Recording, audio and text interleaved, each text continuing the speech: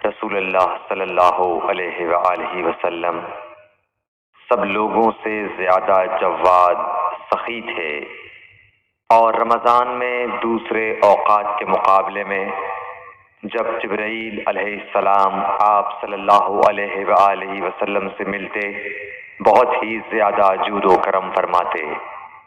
جبرائیل علیہ السلام رمضان کی ہر رات میں آپ صلی اللہ علیہ وآلہ وسلم سے ملاقات کرتے اور آپ کے ساتھ قرآن کا دورہ کرتے۔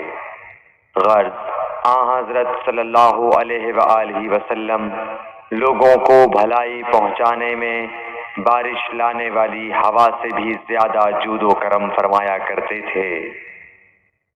صحیح بخاری حدیث نمبر 6۔